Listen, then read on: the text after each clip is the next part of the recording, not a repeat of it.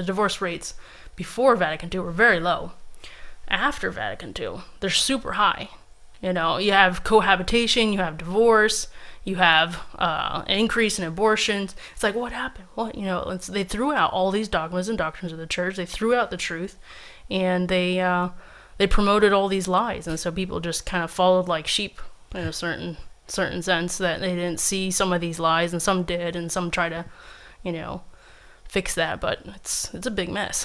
Yeah, no, it just my alarm bells go off a little bit, because when I'm looking at like leftist tactics, it's just such a perfect tactic for them to take something that is a bastion and a creator of political conservatism and to infiltrate it and water it down, right, into something where, well, you can kind of be on either side, when before it was like you were just a hardcore conservative for sure if you were a Catholic, right, like 99.9% of the time. Where all those moral lines were erased. Yeah, you know, the gray came in, the gray cloud that covered all these lines that you're not supposed to cross. It's just so tactically convenient that it makes me think that someone like Bunini and others like him were politically motivated to do this. Oh yeah.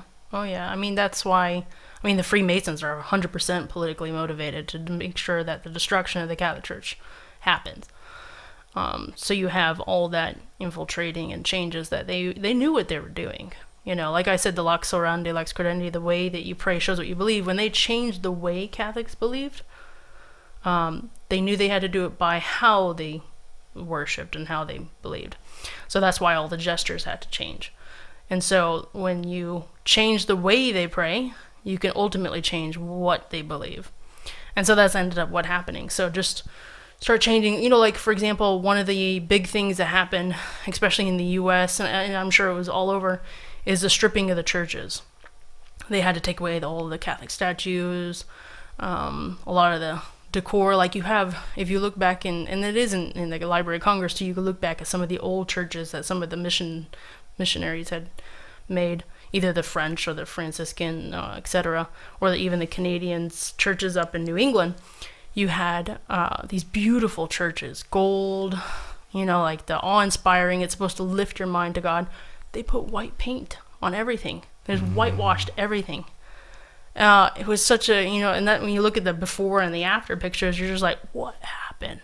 It was like a totally erasing of all that was good, of all that was true, all that helped to direct our minds to God, and just whitewashed it. Like, well, Protestants don't have all these decorations. They don't have statues to saints. They think that's worshiping the saints, and things like that. And so we had to get rid of it all. Right. You know, whitewash the church from all of its decor, and then get rid of the saint statues, and let's just get nice and cozy with everybody else in the world besides what the faith is really about.